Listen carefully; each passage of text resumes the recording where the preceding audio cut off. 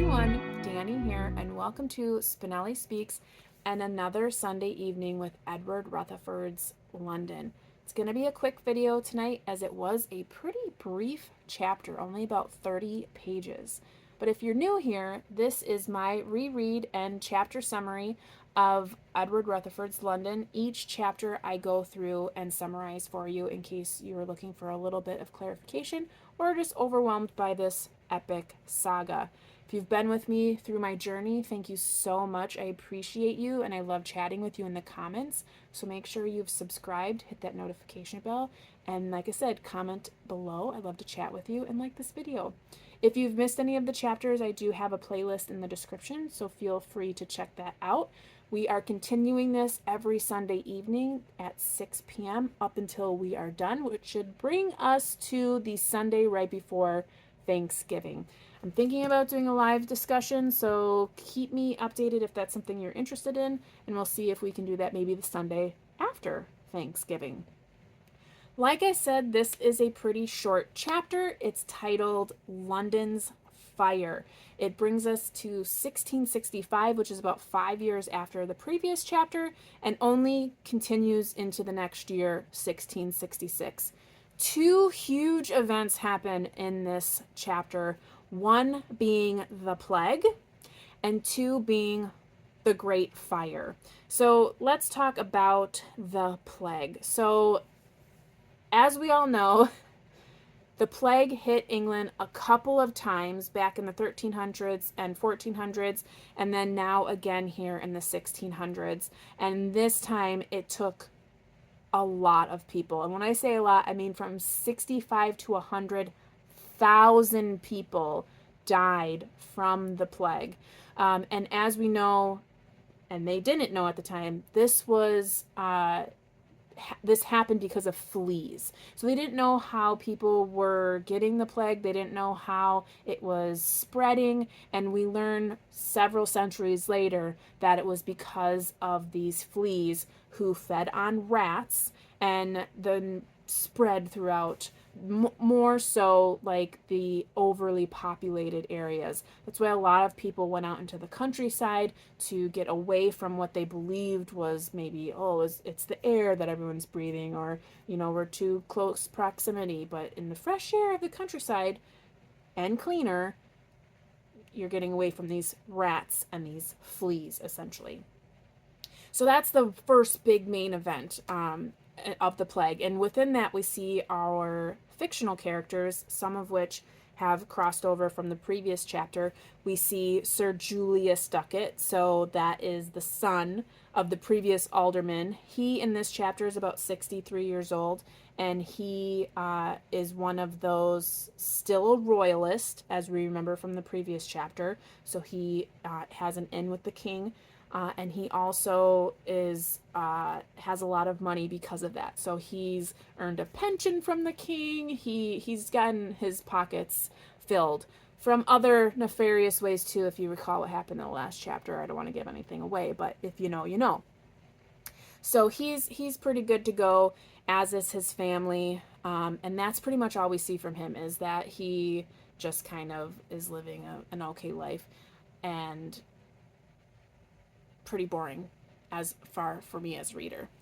Then we have Dr. Richard Meredith, who is Edmund's son. He becomes a doctor, and he is a doctor who is handling a lot of people with the plague. So we see the death toll there, and that's how we get the in of understanding more about the plague through Dr. Richard's eyes, and we get the little in about the flea situation. Rutherfurd does a really good job of interjecting these historical elements and help the reader understand what happened then, but also putting a fictional spin on it. That's what I like. We also see Martha Carpenter, or Doggett, and what happens to her during the fire. And then we see a little bit of Jane Wheeler, or Jane Fleming. She's 80 years old, and she ends up succumbing to the plague. But she has something to say before that, and it's very interesting. And then we have Oh Be Joyful, because that's a name, Oh Be Joyful Carpenter, and how the fire has affected him.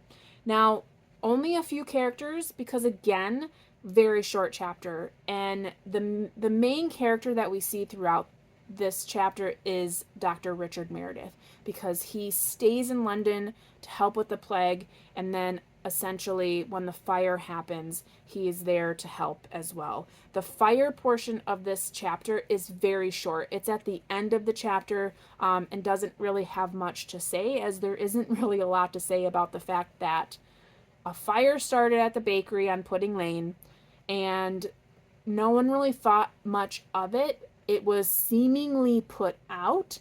However, because there was a wind, the embers of that fire went up and then out and then spread through the city and took out it's called the Great Fire for a reason. It took out a tremendous portion of London, including St. Paul's Cathedral, the Royal Exchange, whole neighborhoods, so Ludgate and a few others that I'm not thinking of right now, but it took out a lot of London.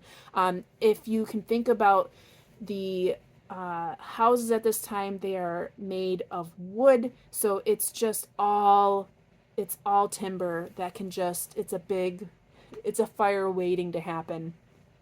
Thatch roofs, so it's not a good situation if anything starts on fire, and ultimately it does take a lot of London with it.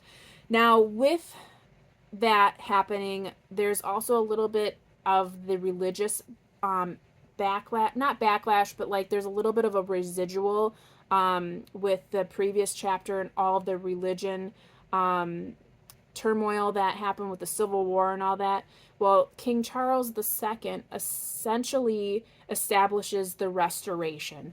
And he says something to the effect of, as long as you're loyal, meaning to the crown, pray as you may. Like, do what you want, and we're not going to persecute, and you shouldn't either.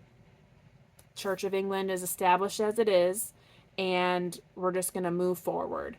So we have that restoration in place. So that's your historical marker for your religion. We also, with the plague, if you recall, if you were a kid, the rose, ring around the roses, pocket full of posies.